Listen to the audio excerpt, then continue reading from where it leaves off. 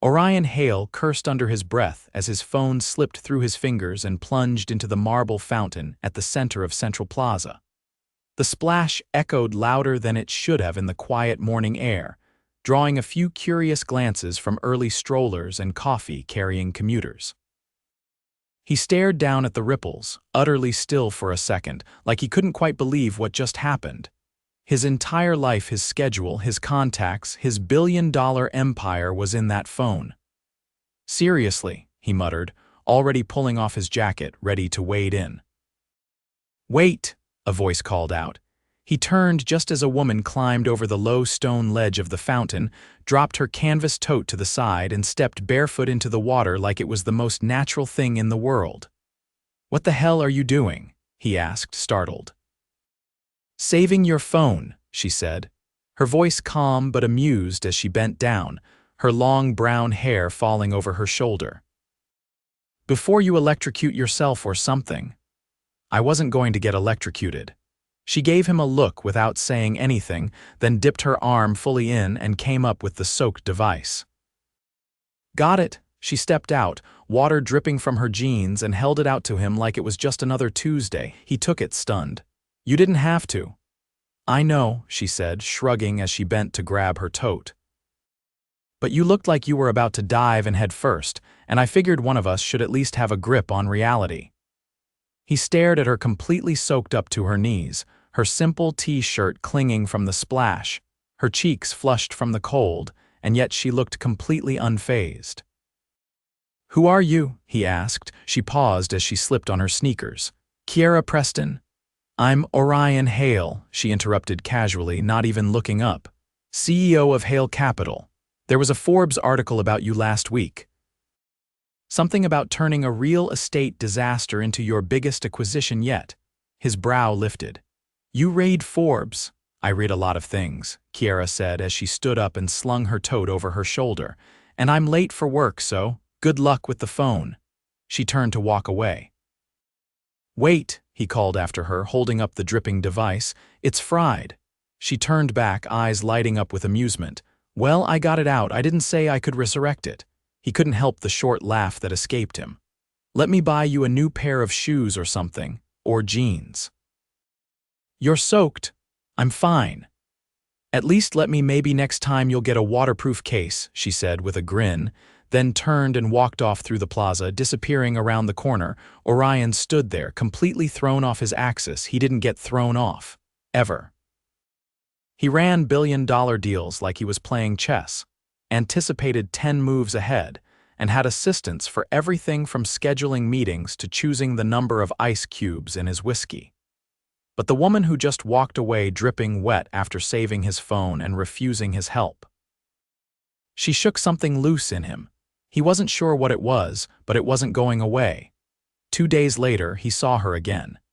He was leaving a meeting at the Hale Tower downtown when he spotted a familiar figure standing near the back of a food truck parked across the street.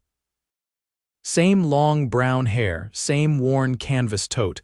This time she was laughing with the guy behind the counter, holding a sketchbook under her arm. He didn't think he just crossed the street.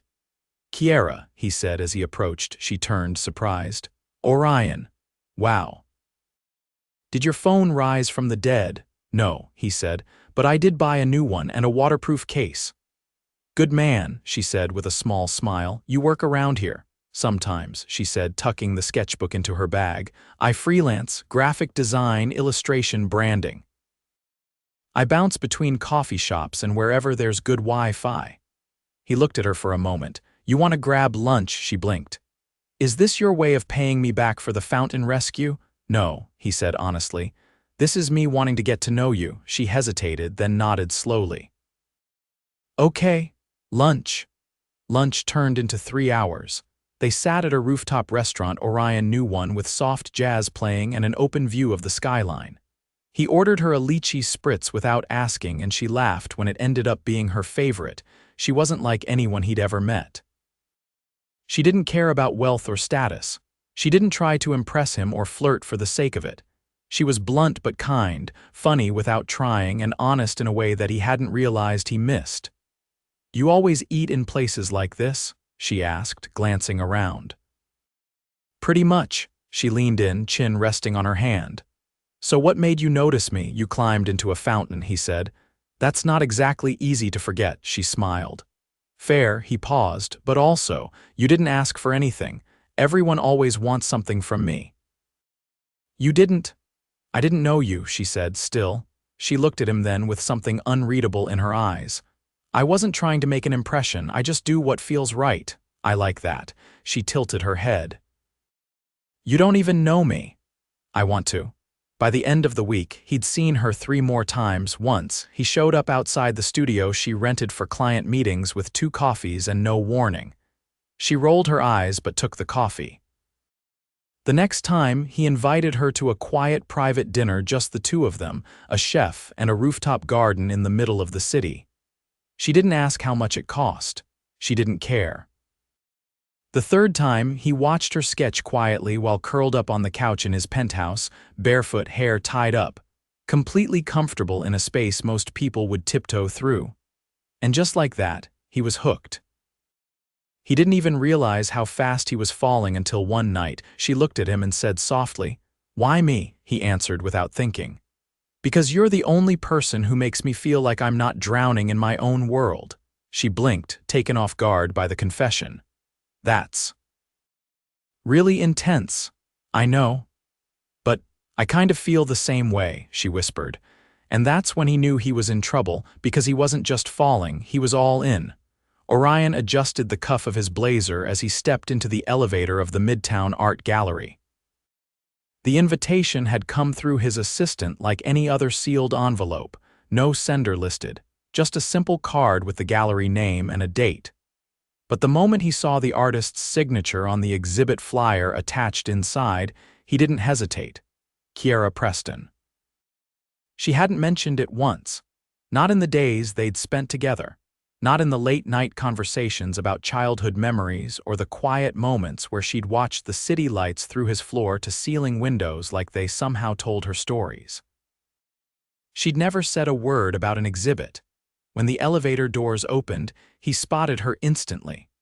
She stood near the far wall, wearing a navy jumpsuit with paint smudged faintly on her forearm, talking to an older couple who looked like they belonged on the cover of a design magazine. Her posture was relaxed, her hands moving animatedly as she explained something about the piece behind her, a large canvas layered with fragments of city maps, ink sketches, and what looked like torn bits of newspaper. He waited until the couple drifted away before approaching. "You didn't tell me about this," he said as he stopped beside her. Kiera turned, and for the first time since he met her, she looked caught off guard. "I didn't think you'd be interested," she said after a beat. "You didn't think I'd be interested in your art?" he asked, glancing at the wall behind her. "That's not just art, Kiera, that's a damn declaration." She crossed her arms, shifting her weight. "It's just pieces of moments." "I wasn't sure it was anything until the curator asked to show them."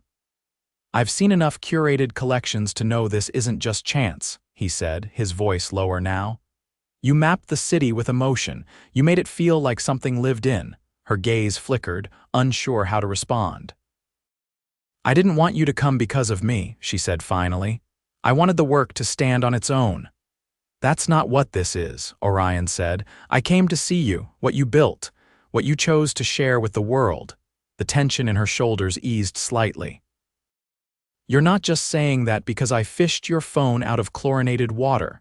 He leaned in slightly. "That might have been the introduction, but this is the part where I get to see who you really are." Kiera's eyes softened. "Come with me," she said, her voice quieter now. She led him past the main gallery into a smaller, cordoned-off room. This one had only 3 pieces, but they were different. One was a charcoal sketch of a subway platform, chaotic and delicate all at once. Another was a mixed-media piece, ink, thread, and fabric stitched into a canvas shaped like a skyline melting into stars. The last was a portrait. It was him. Or a version of him drawn not in the sharp lines of power and precision people usually used to capture him, but in soft pencil strokes, as if she'd seen something inside him no one else had. He turned to her. "You did this." "I was studying you that night," she said, not looking away. Not just your face, the way you were sitting, like you were waiting for something but didn't know what. Orion didn't speak right away. He stepped closer to the portrait, taking in how she'd drawn his hands loosely folded, not clenched. His jaw was relaxed, not defensive, not shielded. No one had ever seen him like that, let alone captured it. I don't know how to explain it, she said, stepping beside him. But I see people in layers. What they show, what they hide, what they wish they didn't feel. You're not as unreadable as you think, Orion. He turned to her slowly. You're the only person in my life who's ever said that. That's not a compliment, she replied, but her tone was gentle. It is to me. He reached for her hand without thinking. She didn't pull away. Outside, the gallery filled slowly with people. Voices murmured, wine glasses clinked, and city lights flickered through the tall windows. But inside that small exhibit room, it felt like the world had narrowed to just them. You're not afraid of me, he said, watching her closely. I've seen worse, she replied. Fear's not really my first instinct. What is? Curiosity. That's dangerous, he said. I know, she whispered. He leaned in, his voice a thread of sound between them. So what are you curious about now? Why a man who built half this city feels like he's still trying to find where he belongs? Orion didn't answer that. He only looked at her, wondering how she kept peeling him apart without even trying. Later that night, she walked him to the back exit of the gallery. The air outside was cooler and quiet compared to the crowd inside.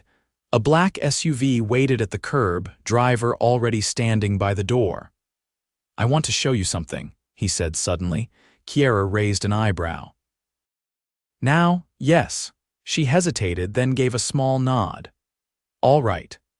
The car pulled away from the curb, city lights blurring past the windows as they drove uptown. She didn't ask questions, just watched him silently, as if waiting for him to decide when he was ready to speak. They stopped in front of a gated high-rise with stone columns and a doorman who didn't even blink when Orion stepped out. He led her to the private elevator, swiped a keycard, and said nothing until they stepped into a penthouse unlike anything she'd seen before. It wasn't the size or the views, it was the silence. The kind of quiet that came from long nights alone and days filled with decisions no one else understood. This is where I live, he said finally. She walked slowly through the space, stopping in front of a wide window that overlooked the entire park. It's beautiful, she said. It's empty, he replied. Until you walked in. She turned to face him, her expression unreadable. I don't know what this is yet, she said. You and me. It's fast, I know. It doesn't feel like it should work, I know that too. But I haven't wanted to walk away once. Neither of them moved, then she stepped forward, her voice quieter now. Don't try to buy me, don't try to fix me. Just let it be what it is. I don't want to fix you, he said. I just want to be the man you look at when you draw like that. She reached up, touched his face briefly, just her fingertips against his jaw, the lightest contact, but it felt like fire through his veins. I can't promise you forever, she said. I'm not asking for that. Then what are you asking for? Tonight, he said. And the next one, and maybe the one after that. Kiera didn't speak, she just nodded once and stayed. The first real fault line appeared the night of the Hale Foundation Gala. Orion had sent a car for Kiera, a vintage Rolls-Royce with cream leather seats, and a driver who opened her door like she was royalty. The dress waiting for her at the penthouse was custom midnight blue silk, backless with a slit that whispered danger. The diamond earrings were subtle but unmistakably real. She didn't protest any of it, not out loud. But when she stepped out of the car and saw the flood of cameras at the entrance, her fingers tightened around her clutch like it was the only solid thing in the world.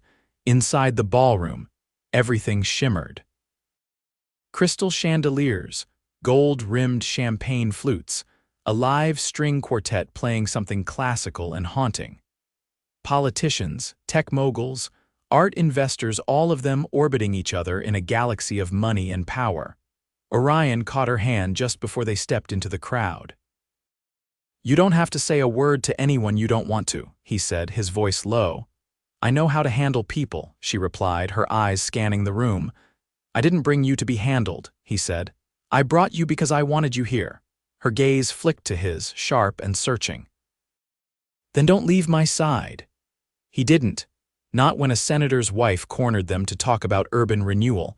Not when a film producer tried to charm her with a half-hearted compliment about her dress. Not when his ex-fiancée, Harper Langston, breezed in wearing a gown that looked stitched from pure ego and made a beeline for them.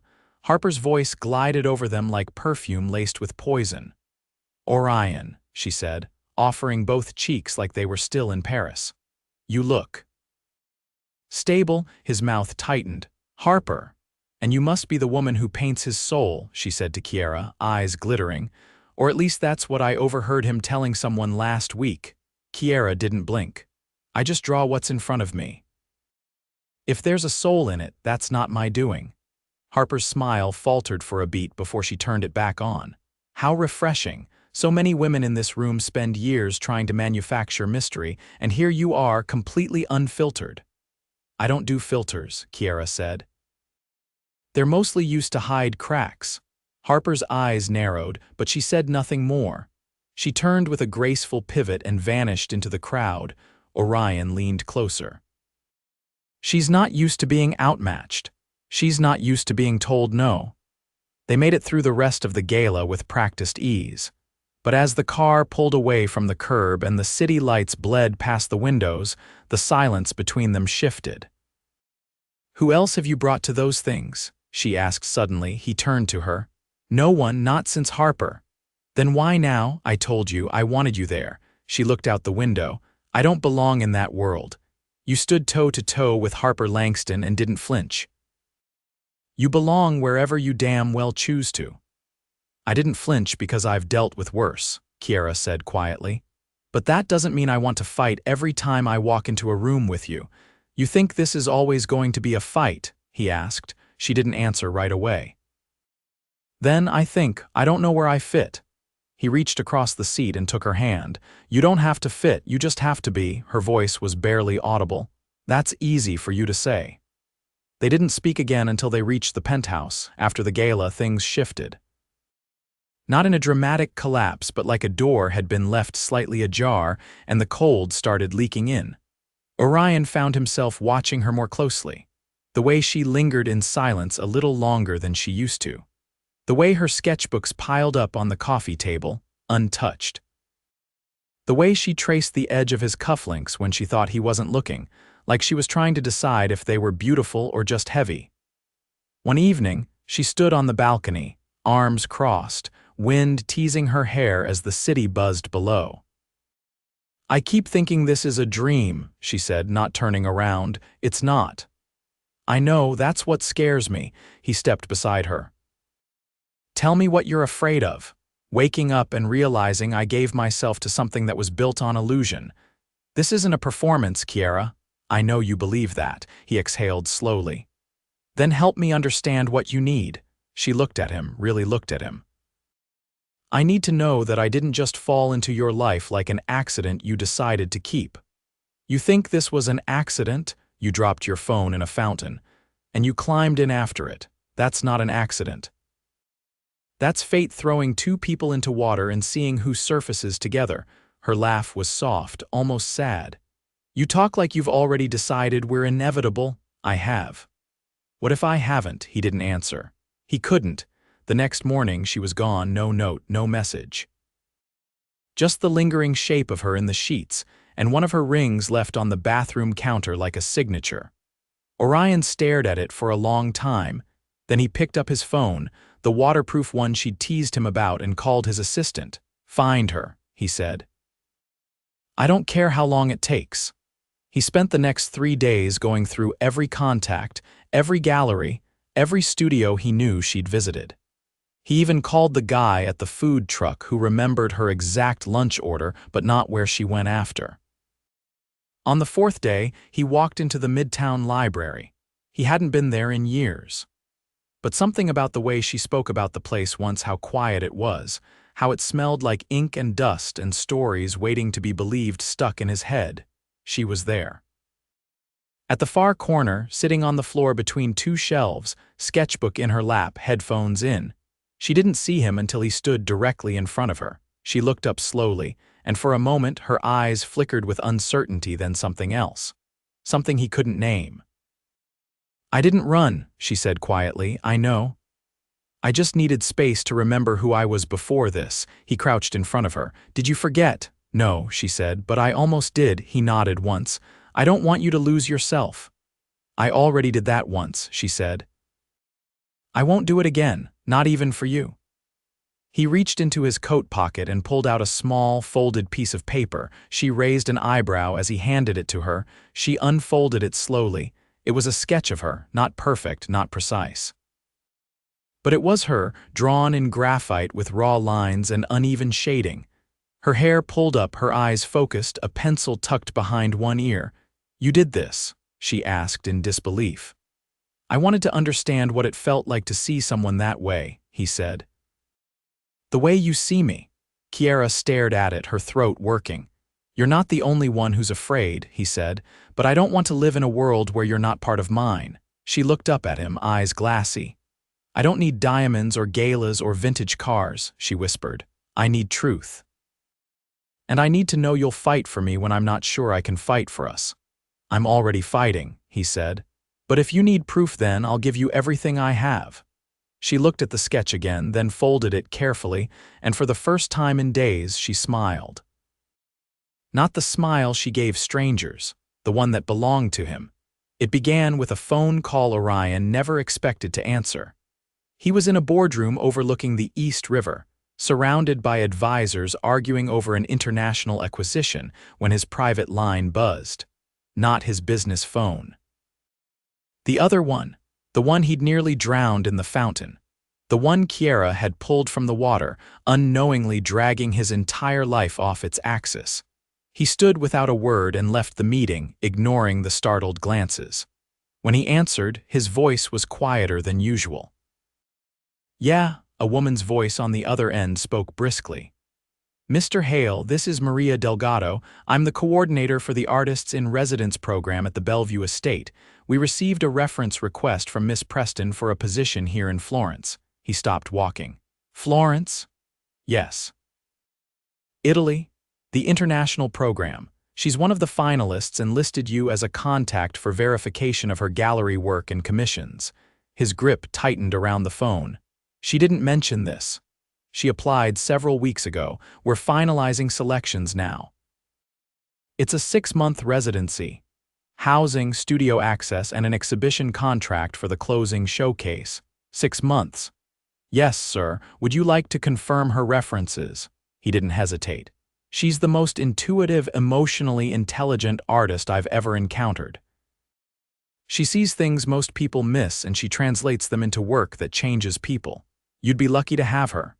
There was a pause, then a satisfied hum. "Thank you, Mr. Hale. That's all we needed." He ended the call and stood in the empty hallway, heart thudding. Kiera hadn't told him. Not because she was hiding it, but because she hadn't made up her mind. But now he knew, and it changed everything. That night he didn't go home. He went to the one place he knew she would be. The old train yard by the waterfront, where she sometimes sketched the rusting cars and the graffiti-covered walls. She once told him she liked the way forgotten things still held stories if you stayed quiet long enough. He found her sitting on an overturned crate, legs crossed, charcoal on her fingers, eyes distant. "You applied to Florence," he said without preamble. She looked up slowly. "You got the call. They asked me for a reference. I didn't think they'd reach out unless I made the final cut. You did." She exhaled, brushing her hair back with the back of her wrist. "I haven't accepted yet." "Why not?" "I didn't know if I was running towards something or away from you." Orion stepped closer, the wind pulling at his coat. "What do you want, Kiera?" She looked down at her sketchpad. "I want space to find out what else I can create. I want to know if I'm more than just what I've made here. But you're scared that leaving means leaving me." She didn't speak. "I won't stop you," he said, "but I want you to know something before you decide." She met his gaze, quietly bracing. "I bought a building today," he said. Her brow furrowed. "You what?" "On Mercer Street. A 4-story loft, brick exterior, high ceilings, exposed beams. It used to be a printing press." She blinked. Why, I'm turning it into an artist space, he said. Studios, a gallery, a rooftop exhibit area. And one permanent residency reserved for someone who changed the way I see everything. She stared at him, breath caught. I don't want to keep you from Florence, he went on. But I want you to know that I believe in you enough to build something with you at the center. Her voice was barely audible.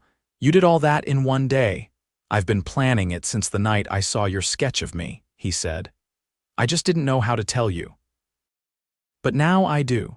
She stood slowly, sketchpad forgotten on the crate.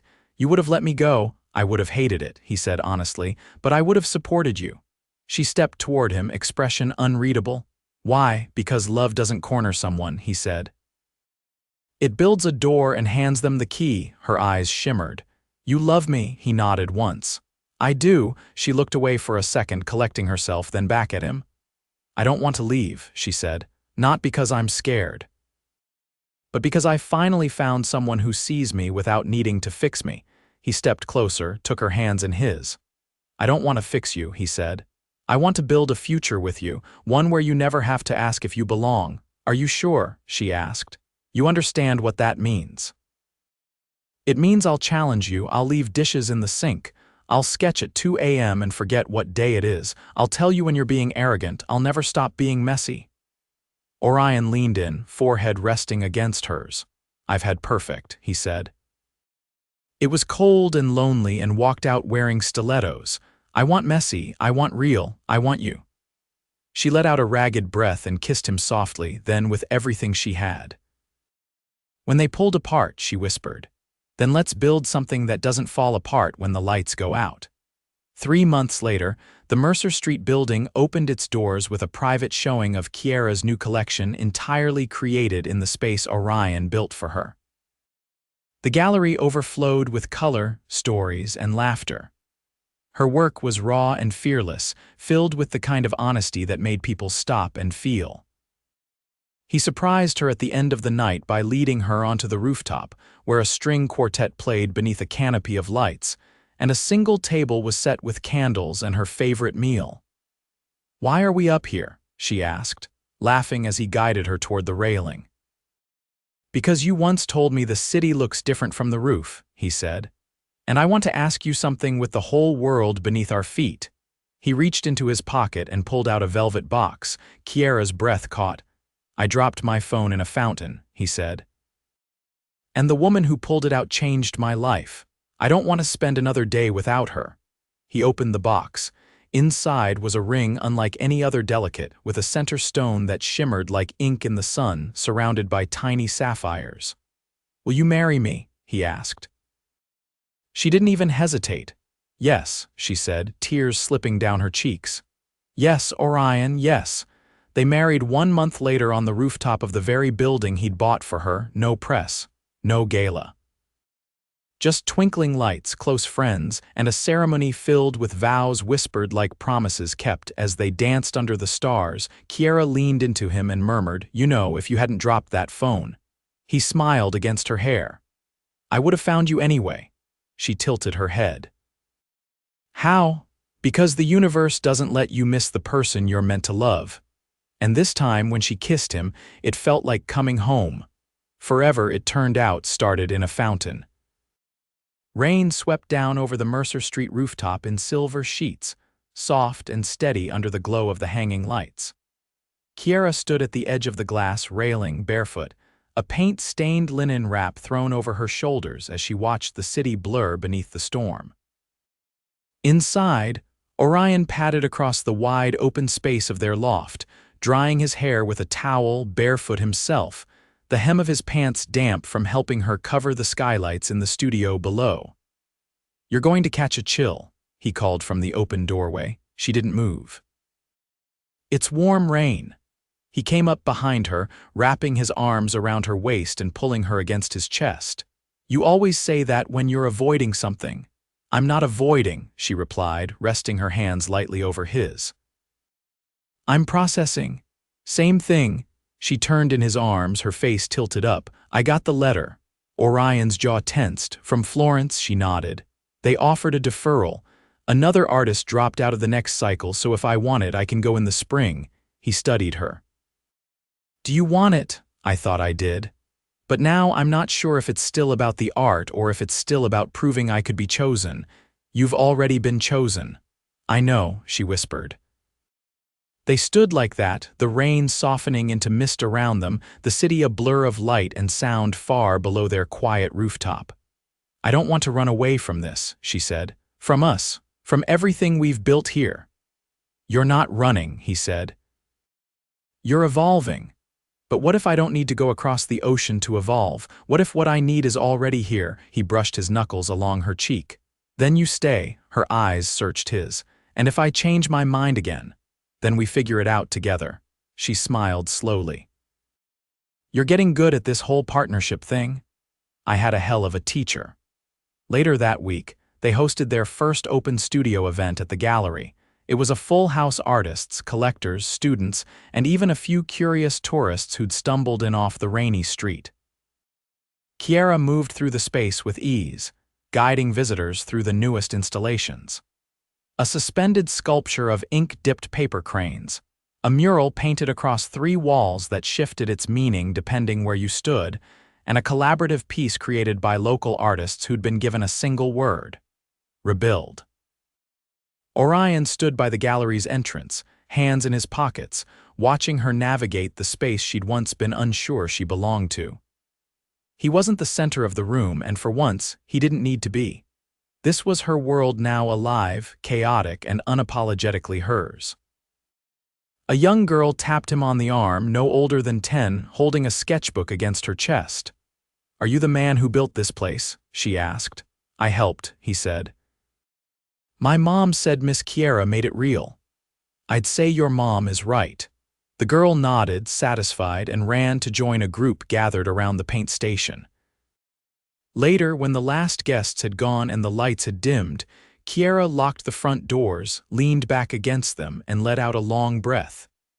You look like you just ran a marathon, Orion said, handing her a glass of water. I feel like I held the entire city in my arms and tried not to drop it.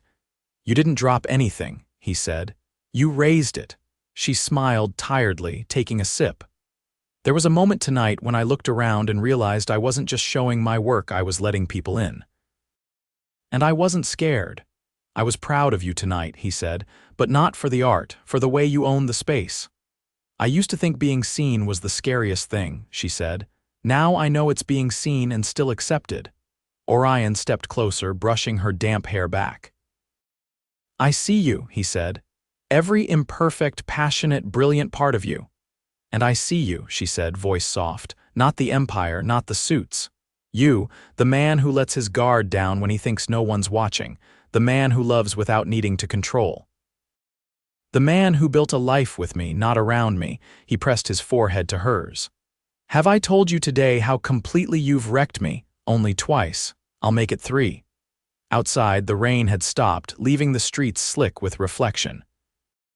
The rooftop lights blinked off one by one as the building powered down for the night. Inside, soft jazz played from a distant speaker, and the scent of paint, rain, and something floral lingered in the air. I have something for you, Kiera said suddenly. She pulled a small, flat package from behind the reception desk and handed it to him with a wry smile. You wrapped something? He asked. I tried. He carefully tore the brown paper, revealing a canvas. It was a portrait, not a person, but a space. The rooftop, their rooftop. The table from their wedding dinner.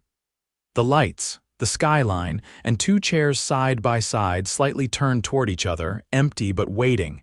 It's called Still Home, she said.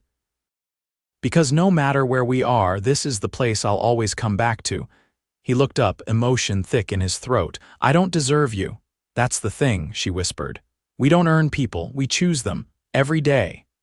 He set the canvas down gently and cupped her face in both hands. Then I choose you, he said. Now, tomorrow, 10 years from now, every damn day. She kissed him, slow and deep, like she was sealing something sacred between them. And when they curled into each other that night, tangled in paint-stained sheets and laughter, they did so knowing the work was never done, but neither was the love. Years passed. The gallery expanded into a second location across the river. Kiera's work was featured in exhibitions from Tokyo to Berlin, but she always returned to Mercer Street. Orion stepped back from Hale Capital and started the Hale Creative Foundation, pouring resources into emerging artists and underserved communities. He found more joy in watching others rise than in chasing power. They never lived by a clock. They traveled when they wanted, stayed in when they needed, and built a life layered in brushstrokes, board meetings, midnight dancing, and Sunday mornings tangled in blankets. They never had to ask if it was real. It was in the way she still walked barefoot into the rain and the way he never let her do it alone. It was in the quiet evenings on the rooftop, sketchbooks open, hands intertwined. It was in every glance that said, "I see you," and every answer that whispered back, "Still here." And so they stayed two souls who met in the mess, chose each other in the chaos, and built something unshakable in a world that never stopped moving. Because sometimes, love doesn't arrive with a plan. Sometimes it falls out of your pocket, lands in a fountain, and changes everything.